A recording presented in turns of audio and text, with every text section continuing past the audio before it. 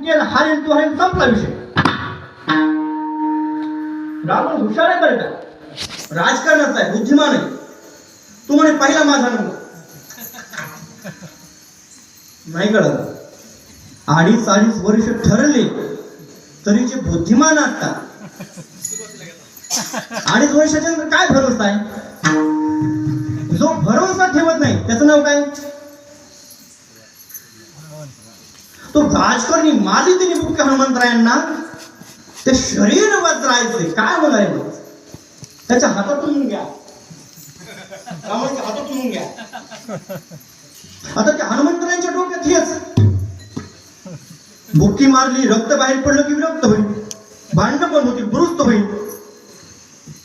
माझ्या बोलण्यातला गुढार्थ समजून घेत चला बरं का. हनुमंतरांच्या डोक्यात काय, रावण दुरुस्त होईल, भांडणं पण होतील. संतांचे खूप मोठे प्रयत्न असतात समाजात भांडणं होऊ नये. समाज एकत्रीकरणच करणारे संत असतात.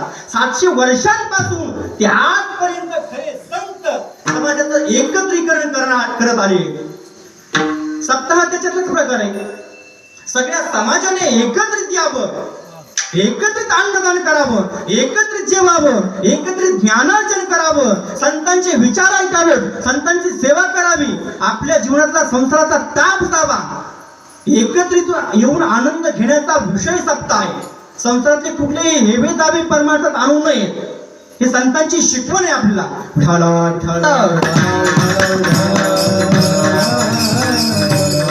संत समाज एक करतात.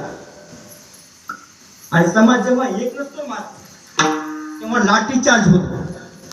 आणि जेव्हा सगळा महाराष्ट्र एक होतो तेव्हा देश हादरतो.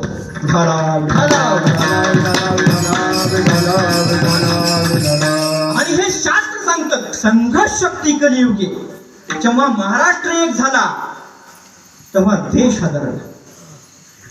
कलियुगात ताकद असेल तर ती एकत्रितपणामध्ये. म्हणून सगळा समाज एक भूतीने एक जीवाने राहायला पाहिजे तर आपली प्रगती होईल. संत समाजाचं एकत्रीकरण करतात. समाजात आग लावणारे संत नसतात. समाजात आग कोण लावतं हे माझ्यापेक्षा तुम्हाला जास्त माहिती आहे. संत समाजाचं एकत्रीकरण करतात.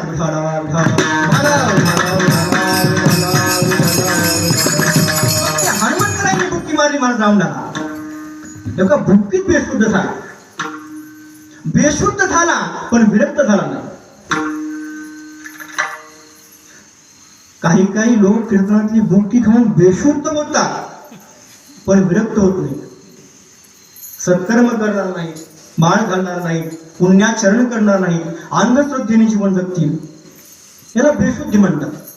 मग त्या हनुमंतरायांनी एवढा पश्चाताप झाला, दुसरी बुक्की मारली रावणाला, तरी सुद्धा बेशुद्ध आहे. बेशुद्ध आहे, बेशुद्ध होता.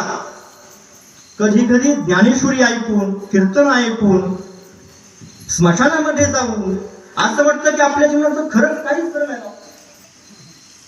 रात्रीच माझ्या बरोबर बसला, दोघांनी एक मारली, सकाळी तो गेला, आम्ही इथंच. परिवर्तन नाही, तात्पुरतं परिवर्तन. आणि हे जे तथ्य आहे याचं मूळ आहे प्रतिष्ठा. तुमचं प्रेम संतांवर नाही, तुमचं प्रेम सत्कर्मावर नाही, तुमचं प्रेम ज्ञानावर नाही, तुमचं प्रेम शांतीवर नाही, तुमचं प्रेम मी श्रेष्ठ आहे या प्रतिष्ठेवर. म्हणून सगळं जग छान मारा, तुम्ही कुठेही जा. अमेरिकेतले लोक म्हणतात आम्ही श्रेष्ठ, ब्रिटन म्हणतात आम्ही श्रेष्ठ, भारतातले लोक म्हणतात आम्ही श्रेष्ठ. प्रत्येकाला विचारा, कुणी अभ्यासच केलेला नाही. का श्रेष्ठ नाही? आम्ही श्रेष्ठ आहे.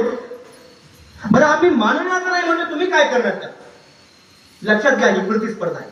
म्हणून जीवनामध्ये खरं सुख मिळवायचं असेल, आनंद मिळवायचा असेल, परमानंद मिळवायचा असेल, समाधान मिळवायचं असेल, भक्ती सुख मिळवायचं असेल, भक्ती प्रेम सुख मिळवायचं असेल, जीवनामध्ये प्रतिस्पर्धा करू नका.